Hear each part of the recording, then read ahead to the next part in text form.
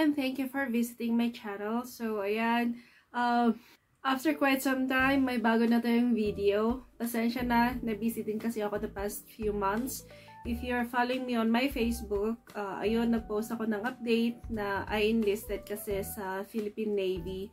So, ayun, naging busy ako sa training until makagraduate ako end of June. Hopefully, ma-share ko yung naging journey ko dito sa YouTube. Abangan nyo na lang. Anyway, back to this video. Are you an aspiring seafarer? O kaya naman may land-based job ka pero gusto mong matry magtrabaho sa barko? O kaya naman newly hired ka tapos naghihintay ka na lang ng schedule ng sampa? Or someone just curious about how it is working on a cruise ship? If your answer is yes to one of these questions, then please keep on watching because this video is for you.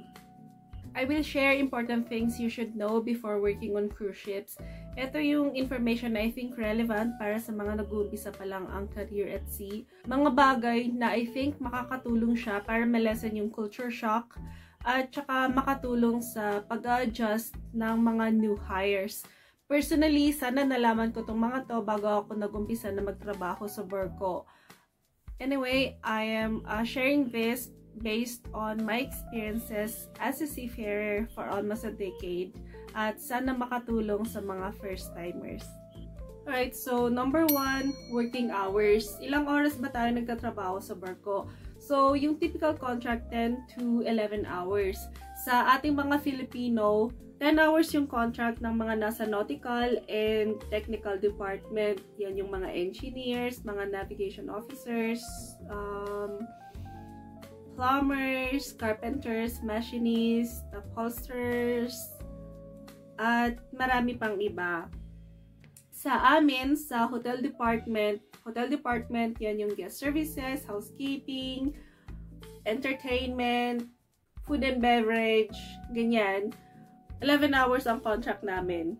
May mga araw na sobrang busy, let's say embarkation, o kaya may mga immigration procedures, may mga face-to-face immigration clearance, ganyan. Sobrang busy ng mga araw na ganyan. Umabot ng 14 hours ang duty. May rare occasions din na umabot din ng 16 hours. Dapat alam ng supervisor or manager yon or kung sino man yung gumagawa ng schedule kasi it has to be compensated the following day or within the week. Otherwise, it will be a violation ng MLC or the Maritime Labor Convention. So, number 2, length of contract. Iba-iba ang kontrata. So, it ranges from 3 months to 9 months. Depende sa designation mo or rango mo.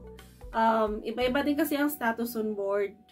Ano ba yung mga status? So, yun yung crew rating, 8 to 9 months. Tapos, petty officer, 6 months. Officer, 4 to 6 months. Tapos, senior officer, 3 to 4 months. Tapos, kadalasan pa, yung mga ibang lahi, sumasahod sila kahit nakabakasyon sila. Swerte, diba? Ganda ng kontrata nila, diba? Tayo kasi mga Filipino, nakadepende sa CBA or Collective Bargaining Agreement between the union, manning agency, tsaka sa cruise line. Back in 2014, nag-umpisa ako as crew rating. So, yun yung guest relations attendant na tinatawag ngayon na guest services associate. So, ang kontrata ko dati was 10 months. Na-extend pa ako ng 1 month dahil nga kailangan sa operation. So, imaginein mo na lang, 11 hours kang nagtatrabaho every day for 11 months. So, pag-uwi, ang dami pang training, ang dami pang ayusin ng mga papeles. So, yung 2 months mo na bakasyon, nagiging 2 weeks na lang, 3 weeks, ganyan. So, ayun. So, nag-start ako crew rating. Tapos, a few years later, naging petty officer. And then, eventually, naging officer status. Kaya, it is very important to have a good working relationship with your colleagues because whether you like it or not, you will be with them for a long time. One will disembark earlier than the other, pero makakasama mo sila every day for several months. Tapos, malas mo pa kung yung kasama mo sa kabina, yung taong kinakainisan mo pa, 'di ba? Good luck na lang. Also, it is important that you have another circle of friends outside your own department para meron kang makausap or meron kang makahalubilo na alam mo yun, hindi trabaho yung pag-uusapan nyo para masabi mong may break ka talaga from work. So, number 3, day off. May day off ba sa barko? Wishful thinking? Unfortunately, wala pong day off sa barko. Pero, wala man tayong day off, meron naman tayong hours off. Ano yung hours off? Yun yung rest hours mo. Kasi within 24-hour cycle, meron tayong minimum 10 hours na pahinga na pwede siyang hatiin. Meron dapat at least 6 hours straight.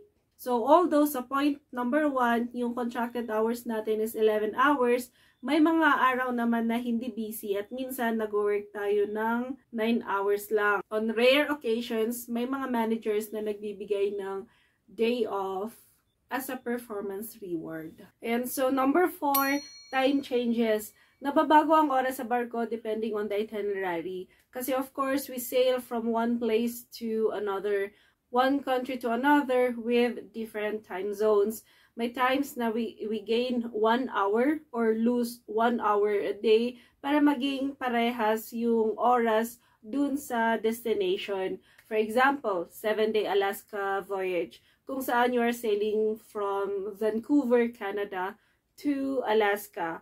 Magkaiba sila ng time zone. So, bago makarating sa Alaska, yung ship's clock need to be adjusted 1 hour back para parehas sa oras ng Alaska pagdating doon.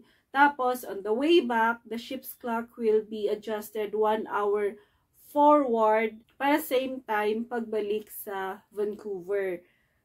Ito, very important na alam mo yung ship's time dahil maraming naiiwan ng barko or na late sa trabaho dahil hindi nakapag-adjust ng orasan. But don't worry, marami namang reminders for guests and crew members whenever there is a time change. And eventually, masasanay ka na rin at ma-memorize mo kung saan yung may time change. We also lose or gain a day or more every time we cross the international date line. Kaya may times na nadodoble yung date. Confusing siya talaga pagbago pa lang. Pero eventually, makakasanayan na din. So, number 5, emergency drills. Maraming drills on board. May fire drills, general emergency drills, abandoned ship drills, man overboard, bomb threats, at marami pang iba. May mga announced drills, pero marami ding unannounced drills. Ginagawa ito para matrain tayo, maging comfortable tayo, na alam natin yung ginagawa natin in case of real emergency. Malalaman mo yung safety function mo on your first day, i-orient ka naman. It is important for us to understand na aside from our job function, yung pinirmahan natin na magiging trabaho natin on board kung saan binabayaran tayo, meron din tayong safety function kung saan on call tayo 24 hours in the event of real emergency. Yung emergencies or yung drills, pwede siyang mangyari anytime. Pwede siyang mangyari habang naka-duty ka, habang naka-break, or kumakain ka, at habang tulog ka in the middle of the night. We have to get up, we have to put on our life jacket, proceed to our emergency station, and perform our emergency function. And so, number 6, meals or dining options. May crew mess naman kung saan doon kumakain majority of the crew members.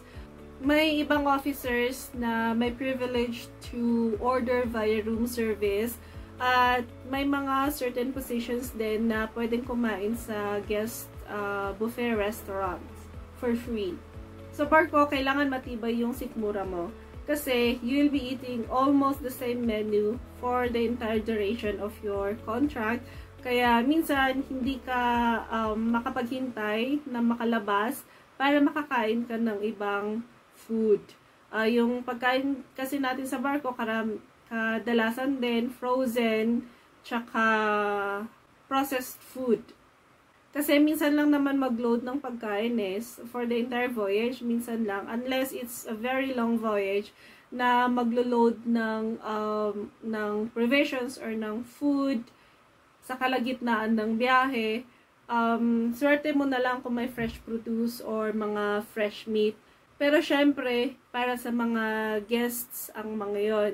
Sa ating mga crew, alam mo na, mga nangingitim ang balat na saging, charot. Pero hindi naman lahat. Number 7, accommodation. Kung dito sa Pilipinas ay may sarili kang kwarto, sa barko, be prepared to share a cabin unless officer ka na entitled ng solo cabin. So, lahat ng crew, petty officers, cadets, ganyan, sharing cabin yan. Dati, solo cabin lahat ng officers. Recently ata, may certain officers, mga one-stripe officers, sharing cabins na rin sa hotel department. Pero yung mga one-stripe officers, let's say mga third engineers, third officers, sa technical and nautical department, solo cabin pa din sila. So, swerte nila, diba? Laundry, may mga self-service laundry para sa mga crew. May general crew laundry, kung saan maraming machines doon and any rank can use it. May mga laundry area din naman malapit sa officers' cabins, pero 1 or 2 machines lang doon. Personally, nagbabaon ako ng detergent tsaka fabric conditioner galing dito sa Pilipinas. Kahit good for 1 month lang. Tapos, kapag sahod na, then pwede nang bumili sa labas. Number 9, shore leave or yun yung traveling the world for free.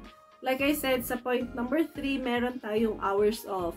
Kadalasan, pag rest hours, instead na itulog or ipahinga, ginagamit yung opportunity na yon to go out and explore the area. Depende sa gusto mo. You can shop, eat in a local restaurant, or simply explore the place. Kapag sea day naman, it is your opportunity para magpahinga talaga sa kabina mo, manood ng movie, do your laundry, mag-workout, hang out with friends or colleagues, or up to you how you want to spend your hours off kapag sea day. Tapos, number 10, kailangan ba marunong kang lumangoy? Kung marunong kang mag-swim, good. Kung hindi, okay lang din. Ako matagal nang nagbabarko. Actually, licensed scuba diver din. Pero takot ako sa deep water without a life jacket or floating device. Kaya ko mag-float, mag-swim from point A to point B, like sa swimming pool. Basta alam ko yung distance, tsaka yung kung gaano kalalim yung tubig. Pero takot ako sa open water. Bago ako nagbarko, akala ko din dati, kailangan marunong ka mag-swim. Pero honestly, masasabi ko, hindi naman talaga. Kasi may life jacket sa cruise ship, may lifeboat, may life raft, rescue boats, nagkalat ang mga life buoy. Part of the requirements then, bago makasampa is to have a seafarer's identification book or yung seaman's book is to undergo a basic safety training. Doon ituturo yung elementary first aid, firefighting and fire prevention, tsaka most importantly yung personal survival techniques at sea. Dito yung tatalon ka 20 feet above water, mag-swim ka hanggang makarating ka sa gilid ng pool, tapos mag-float ka for, if I'm not mistaken, 15 minutes. Kailangan kaya mo mag-float. Tapos may mga training centers din na ituturo kung anong gagawin to attract attention or help or para itaboy ang shark. Ayan. So, nakasampu na pala tayo. And if you're still watching up to this point, well, thank you so much sa pagtsatsaga. Actually, marami pa akong gustong i-share, pero yan na lang muna for now. Kung meron kayong question or hindi clear sa inyo, comment lang kayo sa comment box. And I will do my best effort para masagot siya on my upcoming videos. So, thank you once again for watching and see you in my next video.